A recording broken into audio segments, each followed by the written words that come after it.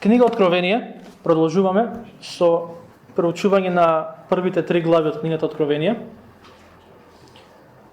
Предпоставувам сте размислувале некој пат за прашањето што е тоа што една црква треба да го има за да му биде угодна на Бог.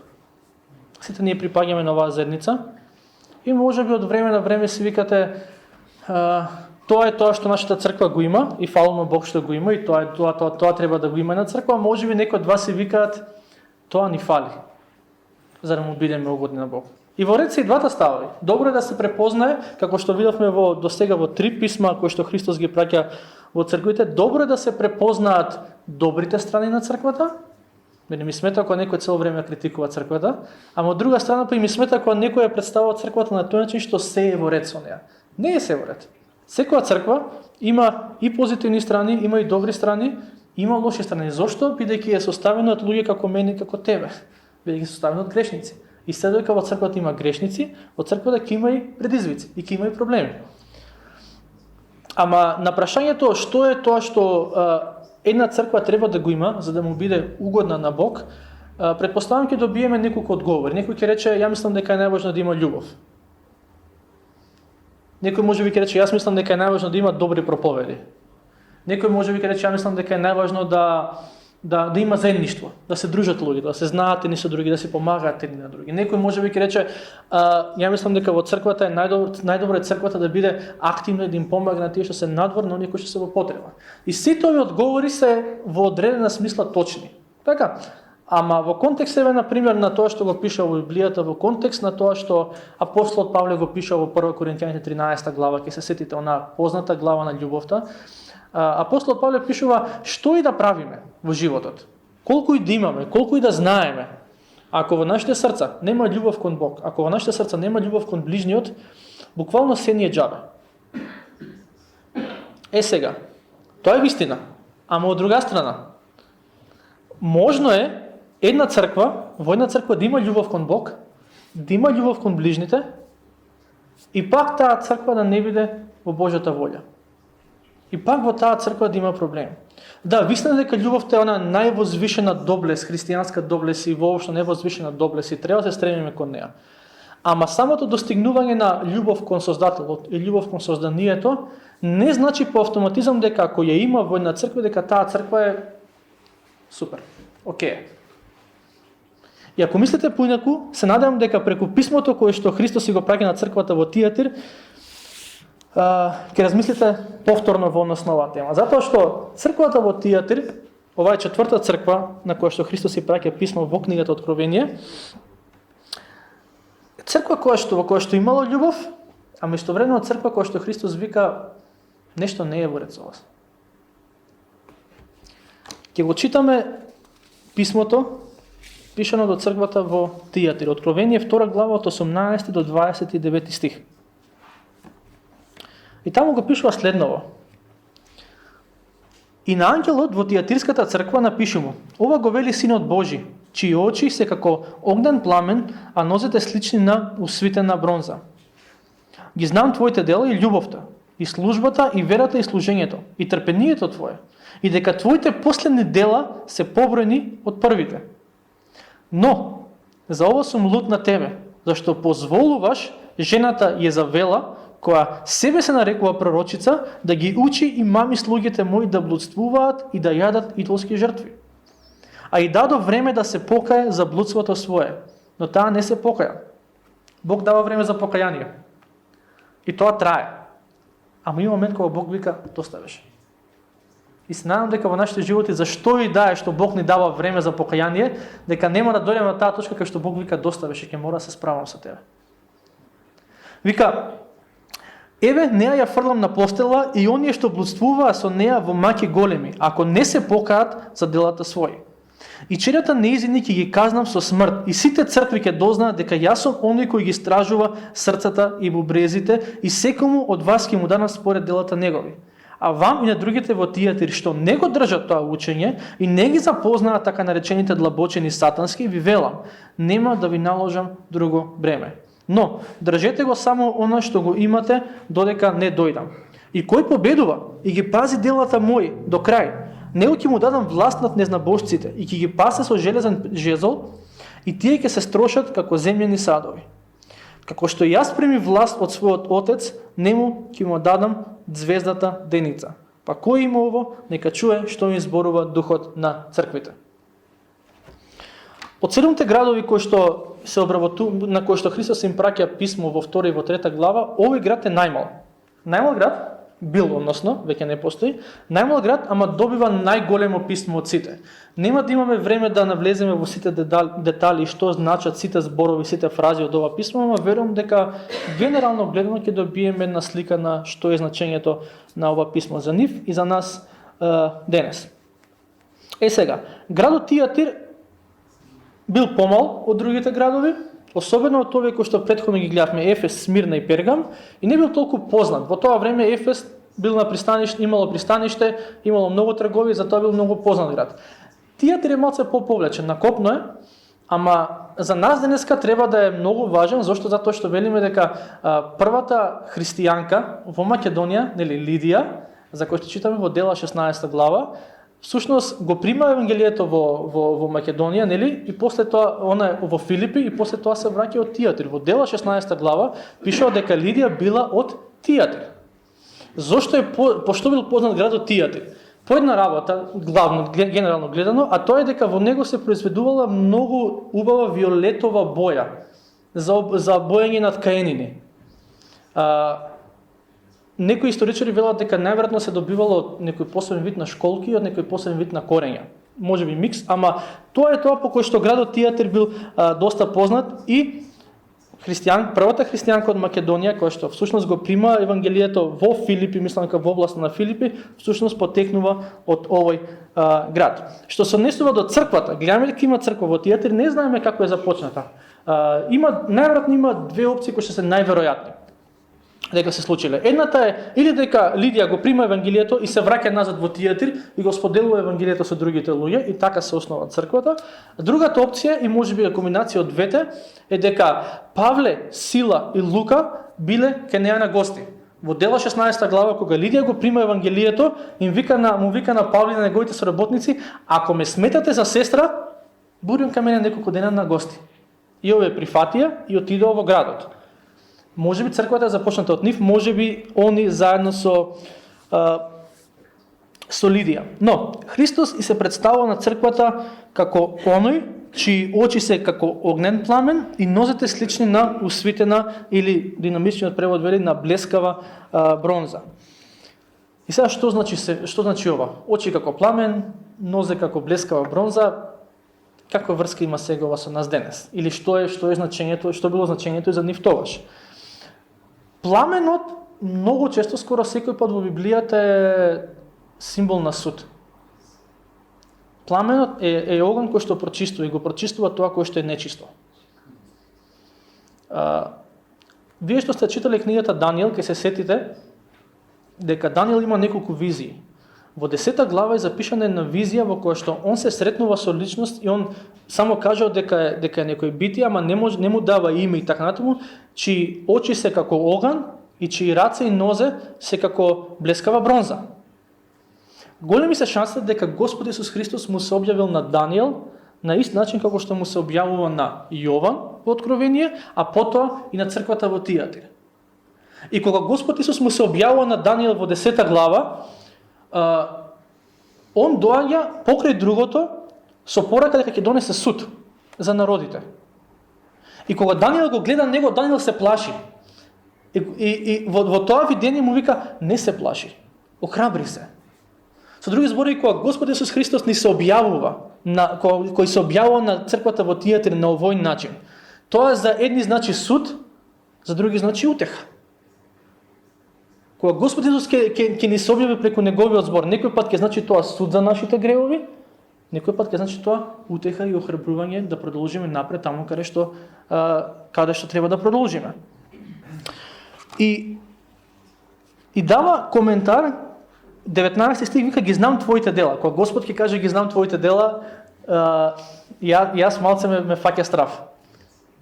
Зошто? Затоа што знам дека го знае сето она кое што не само другите го знаат, Не само тоа што го представувам пред другите. Он го знае тоа кое што сите други кое што другите воопшто не го знаат во мојот живот. И знае моите мисли. Тоа пуште повеќе ме плаши од делата. Ама вика, ги знам твоите дела. И кога Господ Исус ќе каже ги знам твоите дела, тоа може да биде добро или лошо. Со други зборови, добро е бидејќи ги знае добрите дела, лошо е затоа што ги знае и лошите дела. Знае каде сме напреднале, знае каде треба да напреднеме, знае каде во кои области треба да се покаеме и знае во кои области треба да се промениме. Ама за црквата во Тиатир, првиот коментар во однос на нивните дела е добар коментар. Им дава добра оцена, вика ги знам твоите дела и љубовта, и службата, и верата, и служењето, и трпението твое, и дека твоите последни дела се побројни од првите. Колку би сакал јас тоа да биде реалност за мојот живот?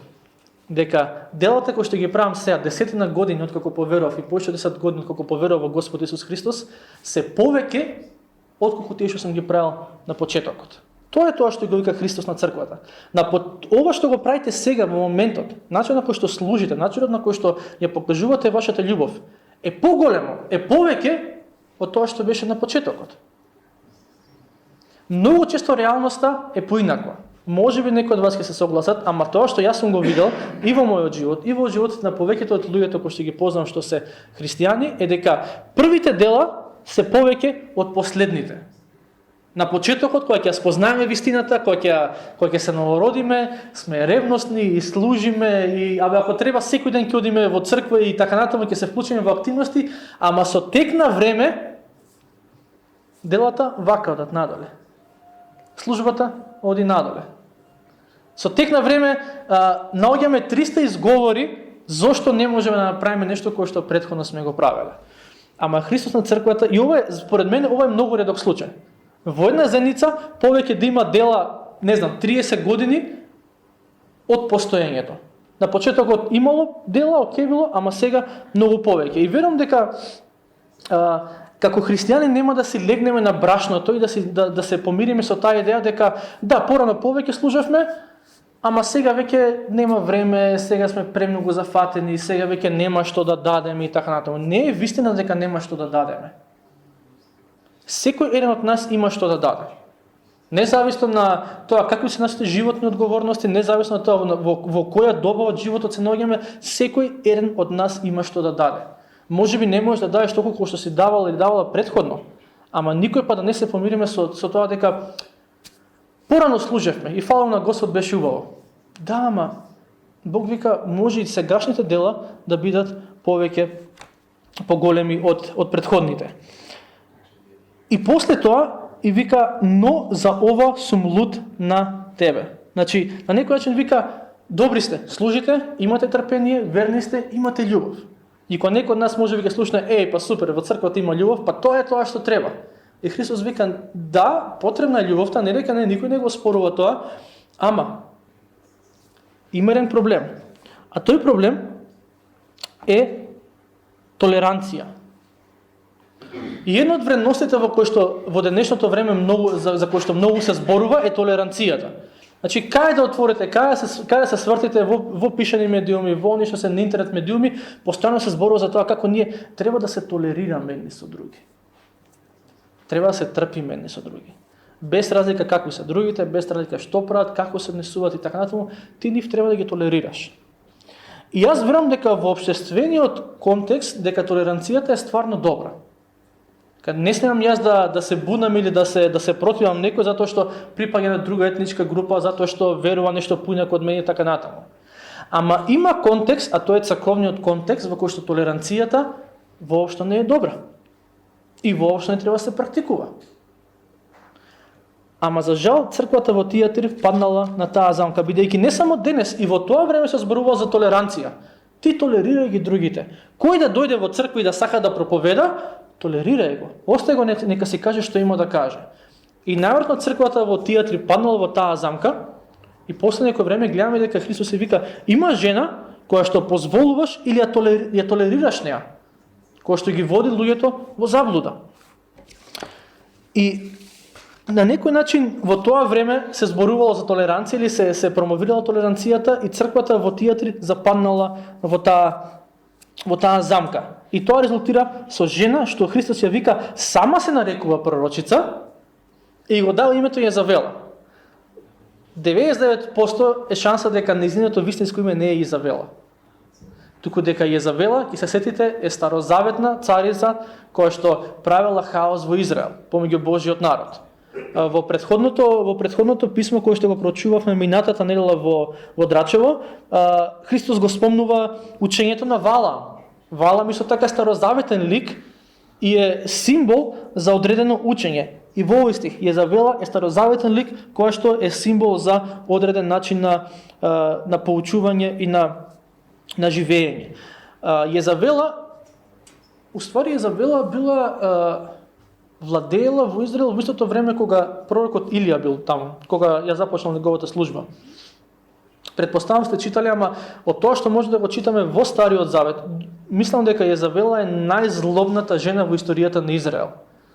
Начинот на кој што доаѓа да биде царица во Израел во тоа време е преку брак со израелскиот цар Ахав. И кога доаѓа Језавела во Израел, не доаѓа само она.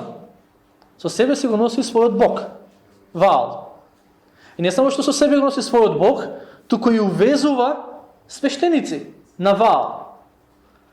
Се градат храмови, се градат жртвеници посветени на Ваал и после неколку години гледаш кога би имале можност да видиме каква била состојбата во Израел во тоа време, духовната состојба, имаме нација која што го обожува Јахве, вика да, он е нашиот бог, он не изведе од Египет.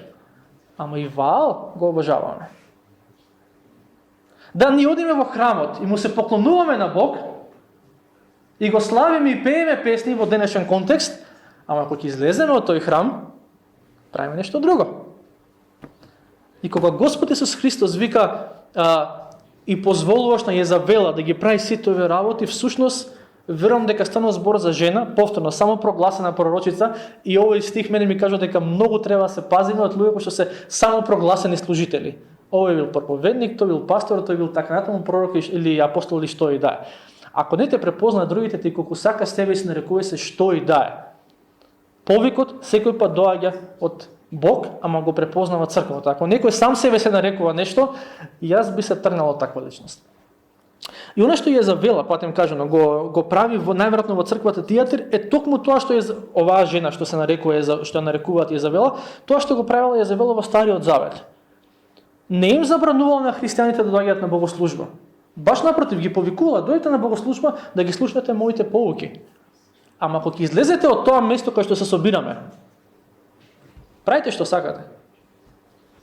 Поклонувајте се на други богови, одете во други храмови, принесувате жртви на други богови. Битно, Христос вас ве ослободи. Вие сте слободни. И живеете во таа слобода, и таа слобода значи дека вие може, ама како сакате да живеете. И доаѓаме во состојба кај што има хаос во заедницата во Тиатир. И во денешен контекст би рекол дека учење на Језавела е секој учење во црквата од кое што луѓето кои што доаѓаат и што го слушаат добиваат идеја дека се додека веруваат во Бог, не е важно што прават во животот. Се додека веруваат во Бог, они може да живеат како сакаат, може да прават што сакаат, може да зборуваат што сакаат, може да нема никаква промена во нивните животи. Ама битно они исповедаат вера во Бог. И проблемот не е тоа што имало жена која што тоа го пропагирала. Проблемот во црквата во Тиатир е што луѓето седели и ја слушале и никој не станал да ја рече: "Ало, жено, што збориш ти? Што збориш?" Проблемот е што немало никој во црквата во Тиатир да ја покаже вратата. И сега некој ќе рече: "Ама ние денеска во нашата црква немаме Језавела, немаме жена која што поучува погрешно и така натаму." Ја би го кажал следново: гледајте на оваа жена што е наречена Језавела како на синоним за се што е спротивно на Божјата волја во твојот живот, во вашите животи. Језавела не секој пат е жена која што доаѓа и се нарекува пророчица и ги поучува другите. Језавела некој пат е грев кој што го практикуваш и од кој што Бог ти вика: "Доста го толерираш тој грев." Језавела некој пат е навика, Некој пат е начин на однесување кој што го толерираме и Бог ни вика доста со тоа. Тоа што ми смета е, да, може би одиш во црква, може би служиш и љубовта кон мене ти расте и кон другите расте, ама имаш нешто кое што го толерираш и како сакаш, како да се вика тоа, денеска ќе го наречеме Језавела, и Бог вика, ми смета тоа што ја толерираш Језавела. Но добрата работа е што имало една група на верници кои што многу јасно се противеле на тоа што се случува во црквата. И токму на тој верен остаток на некој начин Господ Исус му зборува во овие стихови. И вика длабочени сатански, што е интересно. И што се значи ова? Не дека во тоа време некој ќе застанал на проповедање и речел еве ви длабочина сатанска. Христос на некој начин учењето на Језавела го нарекува длабочина сатанска. И сатанска длабочина, сатанско учење е секој учење кое што промовира љубов, а не промовира светост. И би рекол испротивно. Ама во овој случај имаме, вие само сакајте се, сакајте го Бог. И одете, сега сме тука на христијанска богослужба, ама вечер у 6 сат се гледаме во храмот на тој и тој Бог. И луѓето викаат, па супер, имаме пророчица која што ни го кажува тоа, не е валјда дека она не знае што збори. Во денешен контекст не е одиме во храмот на некој друг Бог, ама во денешен контекст е дојдете, ќе си пееме, ќе си славиме, ќе се дружиме, ќе се насмееме, ќе си пиеме кафенце позади и после тоа правите што ќе правите. Никој не го кажува тоа од проповедална јавност, се разбира. Тука да го каже некој ќе го избркаме одма. Ама некој пат човек така си размислува, некој пат така живееме, не мора никој да ни го каже тоа. И затоа Христос вика тоа е длабочина сатанска. Ама имало луѓе кои што не паднале на таа финта, ако можам така да кажам. И некој пат кога претпоставам дека биде малцинство во црквата, ама некој пат кога си дел од некој малцинство во заедница која што може би оди по Божиот пат, а другите не од баш толку многу по Божиот пат, човек може да се обесхрабри.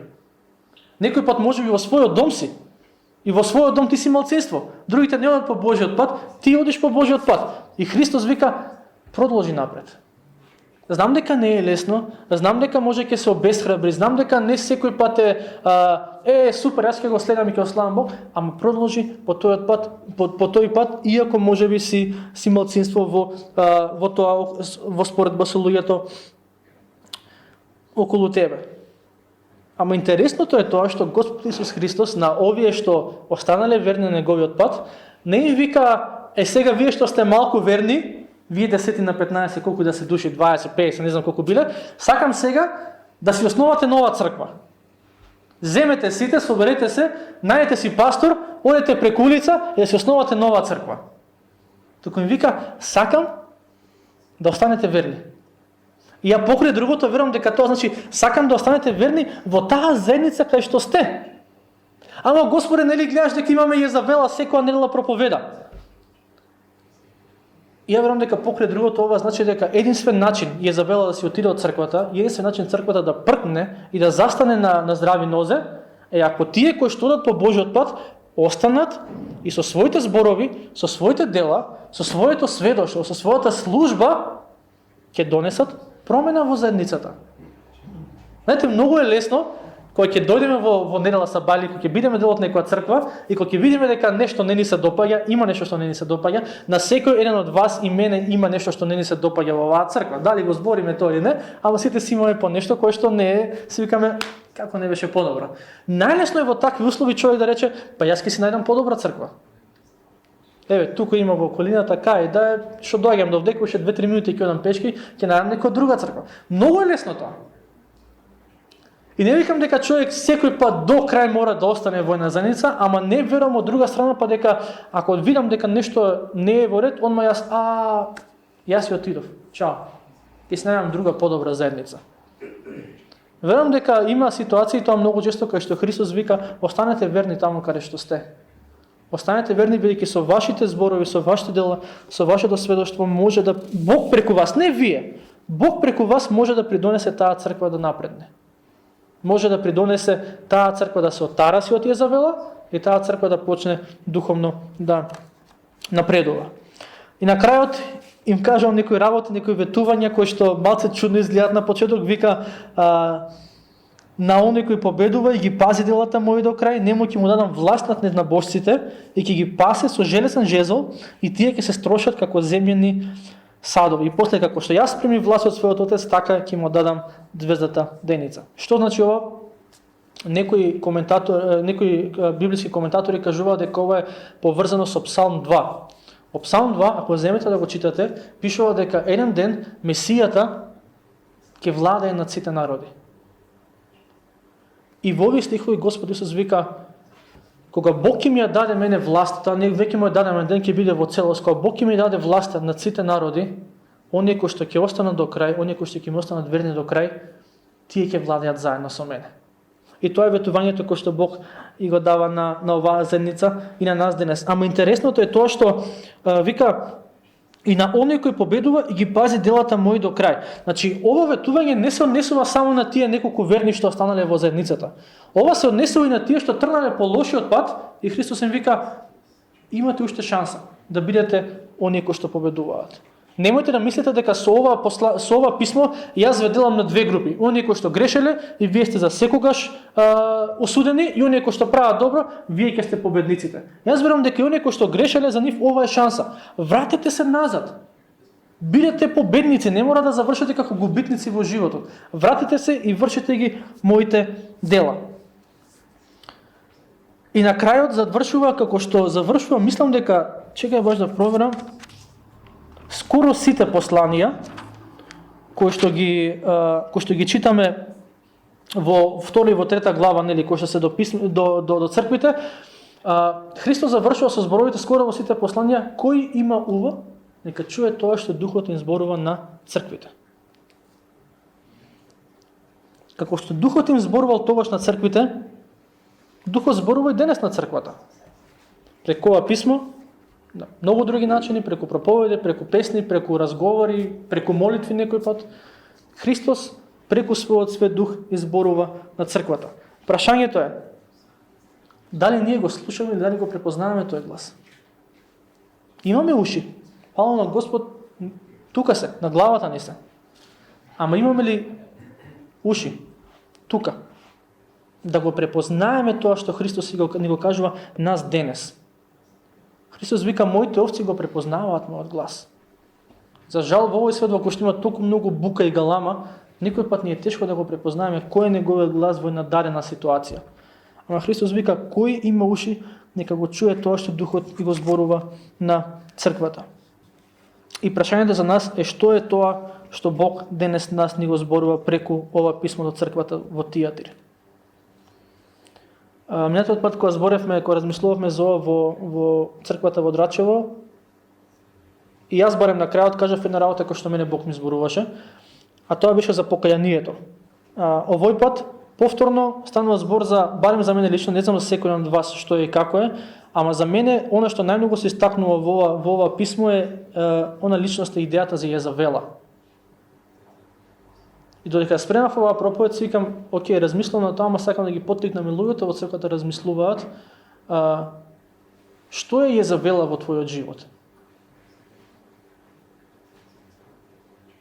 Што е Језавела во твојот живот? Што е тоа за кое Бог ти вика време? Аман беше време. Доста беше.